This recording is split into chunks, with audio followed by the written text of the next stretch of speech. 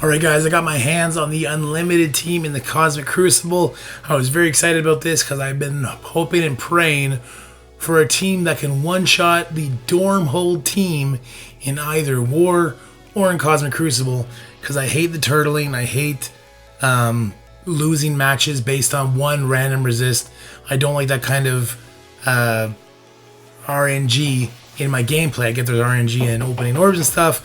In the actual gameplay, not a huge fan. So, you see the title of this video, I think you know what I'm getting at. But before we get into the salt, let's talk about some sugar. Because the new community manager, Archangel, over there in the corner is that MVP. Well, he was looking out for us in a big way. The Gambit raid is going to have some improvements, a little bit of news before we get into the playtest footage. So the second week iteration of the Ace of Raids is going to be an alliance event rather than a solo event. So if you're in a shared lane, you're no longer going to be fighting for nodes so that you're hitting the milestone markers that you're trying to reach. I think that's how it should have been from the beginning, but I'm happy they're changing it now. This does not change the milestone that we're currently having for the Ace of Raids, but I believe they said they were extending it a day to make it a little bit more acceptable. They've also said that getting the bracelet in the next milestones, the one that's going to be alliance-based, should be pretty manageable. I don't know if that means difficulty 6 60% or difficulty 6 100%, but it's going to be in one of those ranges. And the idea is that more people are going to get the bracelet than otherwise would have. But here's the big part. And the part that's most important, if you are a follower of me, I'm sure you saw my Reddit post, you saw my videos in Mobile Gamer yesterday. They are adding characters to these traits. Most importantly, the clubs trait. And this is a character I precisely told them that I would love to see added that could fix it. Long shot to the club section. So now you have long shot and Shatterstar. And the way this is going to work is the node is still going to be really ugly. We're talking about that Web Warrior boss node on the solo club suit that is supposed to be a dual trait. Well, your Gambit does retaliations that can crit. He's going to be feeding you your dad bros speed bar, and they're eventually going to start taking over, and you're going to get through it that way. It's still going to be ugly. I foresee a lot of people still wiping and having to clean it up and use some heals, but not $100 worth of cores and heals. So I think this was a great addition. They also added Beast. I could see his heals playing a big factor in that attack as well. So that's great. Very excited about that. The Diamond section, they added Madeline Pryor, whatever. But they also added Storm. We also have Magic and Colossus on this node. So what we can do now is we can prep Storm and then send her in on that Web Warrior node. And if she gets a turn and uses her ult, she can completely erase the first wave. And then we can go back in there with our Gamora symbiote team and then continue on. And that is a shared lane. So the idea that one person or even both people aren't going to be able to sacrifice to get through that first wave and then kind of stroll through the rest of the lane is not far-fetched. So I think Storm was a great addition there. Then for Hearts, Jessica Jones. What more can be said? We already have Nico and Spider-Woman on that node, so another A-Force member, and one with a cleanse and super high resistance. She is very likely to resist any kind of slows, and then she's going to cleanse the ability blocks, the slows, the offense downs, whatever else you got from that opening Web Warrior node. And I'm only talking about the Web Warrior node because it's really the only hard node in my head. But in all nodes, it's going to be super helpful. And then Spades, they added Thing and She-Hulk. I think this was just a meme, because we all know Spades is good. So they added 2 useless characters because we know it's good. They're also going to be sending us kinetic health packs and kinetic health energy refills to help you get through this first week, because they are acknowledging that this was kind of botched. So they're sending us some resources to help get through it. A little bit of padding for the crash test we just took a part of. So yeah, I think that's absolutely great news surrounding the Gambit raids. I'm excited to see how that's going to play out. So, there was a sugar. Let's get into the salt. So, this is the play test, and we're looking at the Unlimited team against Dormhold. Now, the Unlimited team does beat Darkhold. I think we all knew it would. We all knew it should. But does it beat Dormhold? I think this was the big question, because this team is what is stopping people from getting full clears. No. I'm just going to give you the spoiler alert. No, it doesn't beat them because there's too much to crowd control here. When it was just Scarlet Witch and all you have to do is worry about that defense down on the first turn and the rebalance on her special, it's not the end of the world. But here we need to take care of the Morgan so she doesn't use her ultimate on us. We need to take care of the Wong so we don't get caught behind that taunt. We need to take care of the Agatha so we don't get offense down and then we get completely butchered. And we need to take care of that Dormammu so he doesn't get charged, because the second he gets charged, it's done. So right now I'm gonna claim a mistake right here.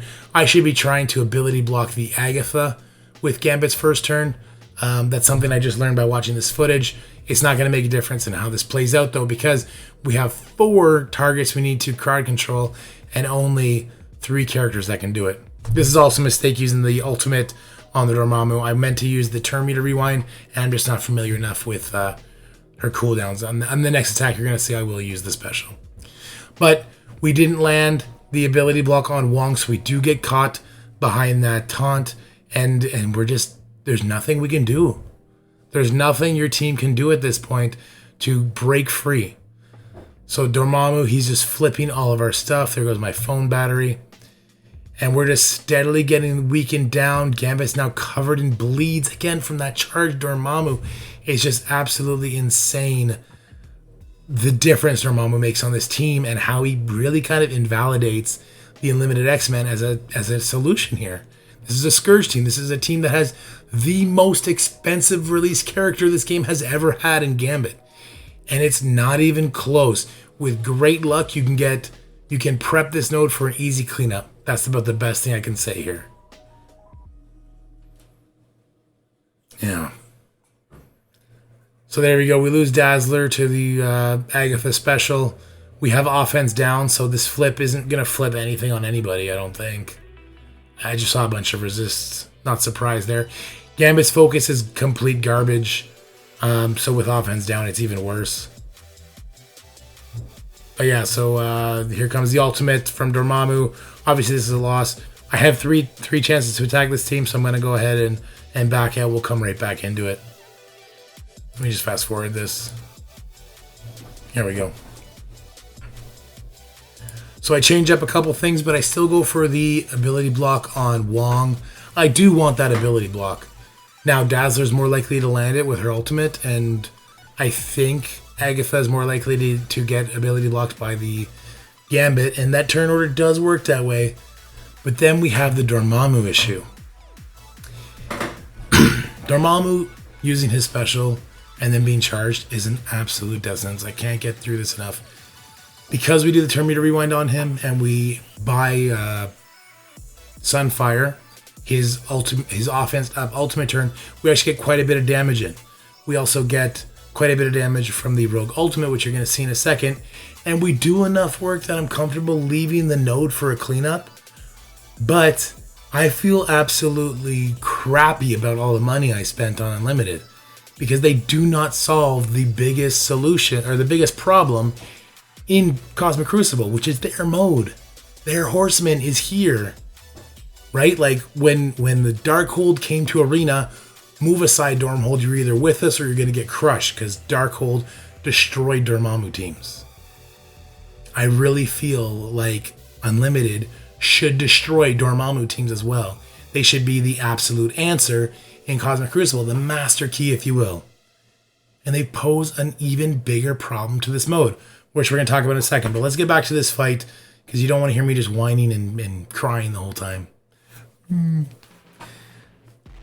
So now Wong got ability blocked. He resisted the first one, so he gets stuck behind that taunt again. But finally, here comes our Rogue with that offense up she got from Sunfire.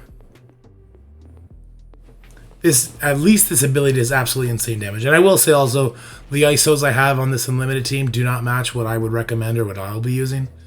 But I don't think it wouldn't have made a difference in the win-loss of this. So I'm actually going to use the ultimate here on the Dormammu. Maybe I should have basic to try and get a blind on him.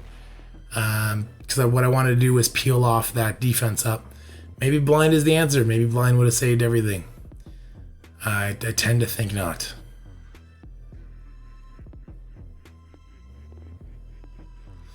So there you go. We got Morgan pretty low. Agatha's already lost her first life.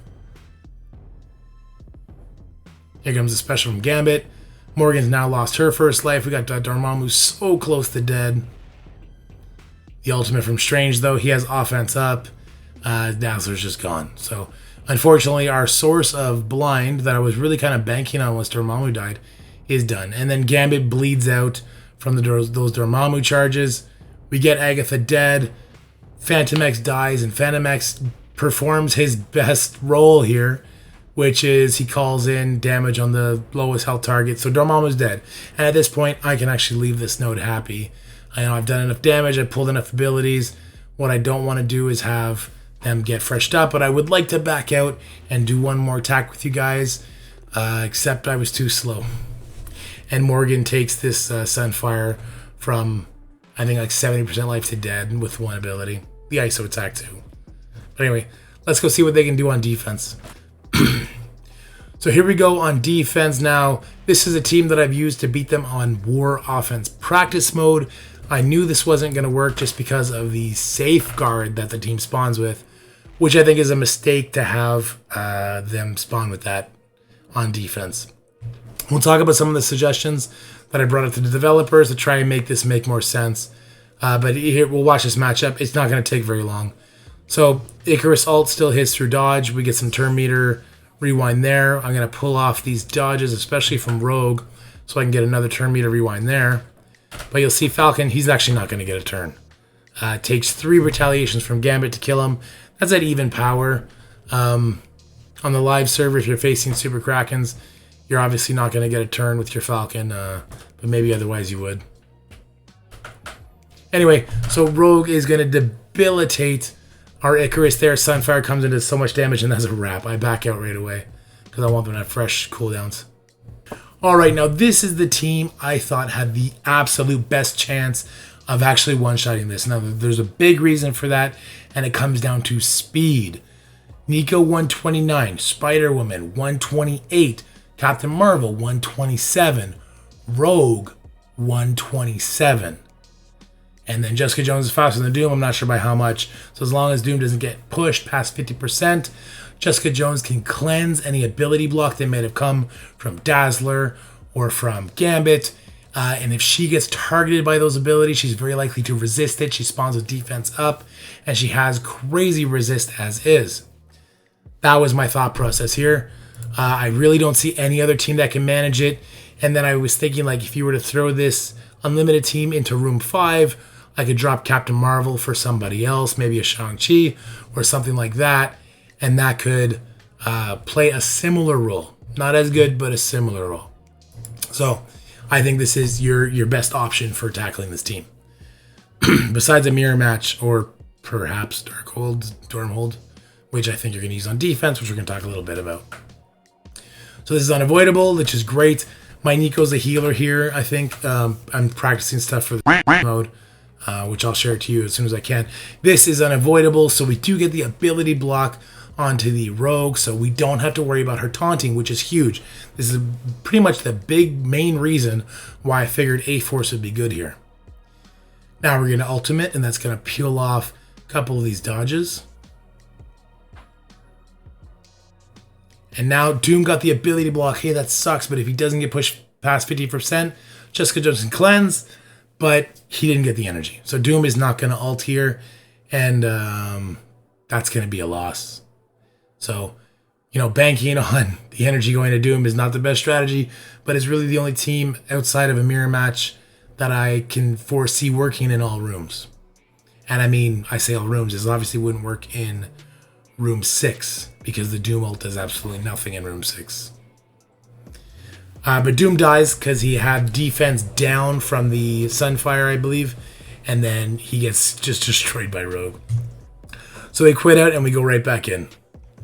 Because I really felt there was potential there for this to work.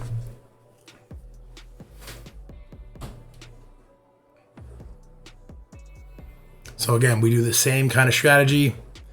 Preferably my Nico would be a skirmisher, so I'd get a guaranteed vulnerable.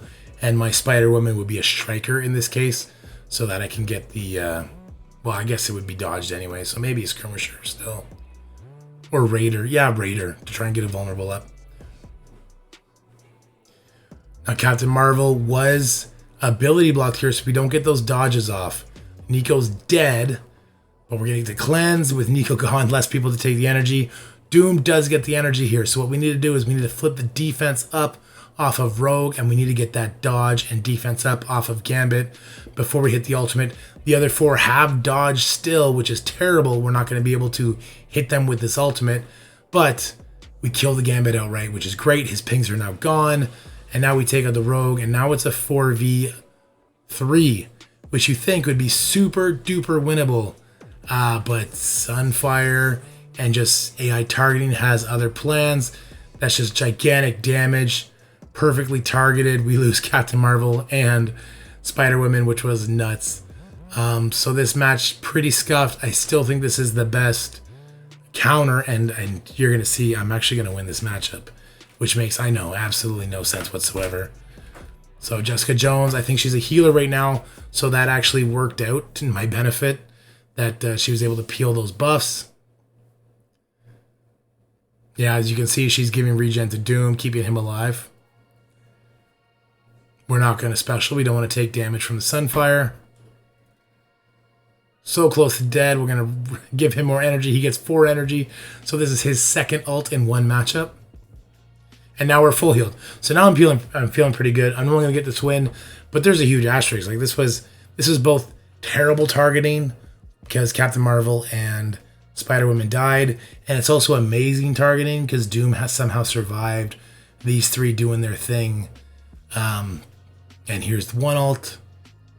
So that's ult number 2. And then as you see, he's actually going to get ult number 3 off here. So 3 ults in one matchup. To say that this is a reliable counter, I think would be insanity, so I'm not going to say that. But I still think this is the best option for Unlimited on defense. Now this raises an interesting question. I don't have any fancy graphics to go out with this because I want to get it out quickly. So, offense or defense for this team? Here's some pros and cons. For offense, which would be the sword, you're probably going to get more full clears. You're going to be taking care of those Dormhold teams in 2 shots pretty comfortably. That's great. If you have to do a mirror matchup, you'll be able to take that out. Hopefully there's going to be a surefire way to do that, so you're not having some kind of RNG moment in the mirror matchup, which is more fun. It's more fun to use these new teams. Setting them on defense, I guess, is more fun for some people, but the majority of players like to actually use these shiny new teams. And it'll be less frustrating having an answer for the Dormhold, because I know I've heard from so many people that Dormhold is sapping the life out of this game. It is sapping the fun out of Alliance War, because no matter how properly you sack it, things can go wrong, especially in Bridge and Reactor, and you end up doing 8 attacks and you have to cancel out, and it's making wars 24 hours long. People aren't full clearing, and they hate that. I'm with you. I agree. Having this team to stop that would be great. On defense, this team is an efficiency killer. Okay? I don't think there's any team that's going to reliably beat this team in one shot, except maybe a mirror matchup. And I didn't get to practice that because I didn't back out of the Dormhold one fast enough. Sorry. It's going to pull 2 to 3 meta teams for sure. If you use that A-Force Doom team, as you saw in the first attack, things can go critically wrong and you make 0 headway. And you go back in, at least these characters have a lot of their big stuff on cooldown, but a lot of them have low cooldowns. We talk about Gambit coming in on spawn, getting his recharge, so he's going to be throwing that special at you 2 times, right, because it's Crucible. You have Sunfire, who if he only did his attack once, well, the next time he's actually going to charge up and explode on you again. It's going to be rough. It's going to be pretty rough. I think it's going to pull at least 2 to 3 meta teams, and they're going to be absolutely all-stars in Stage 5. So what does this mean in the end? I think people will find the best way to guarantee their wins in Cosmic Crucible will be to have both Dormhold and Unlimited X-Men on defense. The reason for that is because these teams are super tricky. The mirror matchups are never secure. So you're likely to cause problems.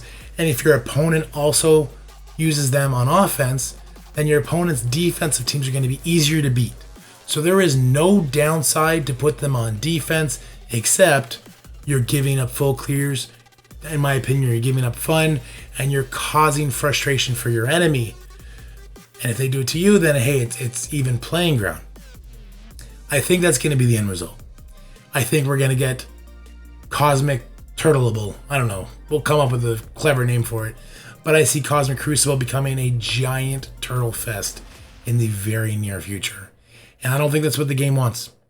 I had a very close friend to me say today something that I thought was very interesting. Defense wins championships. Defense wins Cosmic Crucible. I completely agree with that. But people come to see the offense. People want to play with these new toys. I don't want to set them on defense just to anger other people so that I can inch them out on efficiency points. And when they do the exact same to me, then we're both just miserable. It may be the strategy to win. It's also the strategy to get burnt out and frustrated and walk away from the game. And I've seen a lot of people walk away from the game in frustration lately. And I don't want to see that much more. I have gone to developers and asked if they can consider some changes, namely give Gambit 10,000% focus on his special, so he'll land that ability block on Wong all the time. Because I think if I had to choose, I want the ability block on Wong. I want to turn me to rewind the Dormammu, and I want to just kind of have to soak through that offense down from Agatha. Not fun, but I think it's the lesser of the evils. I also asked for like Dazzler special to flip the disrupt so that you can push the Dormammu, kill the Dormammu, and then turn to the Darkhold members, and you're still going to have to kill them 2 times, but that feels like it's going to be more manageable. Still be a giant challenge, but possible without like the insane RNG it currently takes to, I don't even know, it's possible to one-shot the Dormhold team, to be honest with you. And I also asked for them to take Safeguard off of the Unlimited team if they're put on defense. This will still make them the God team in Stage 5, but if you put them not in Stage 5, Eternals will be able to play around with them, maybe take them out with their increased stats in Crucible. I'm not so sure, but possibly.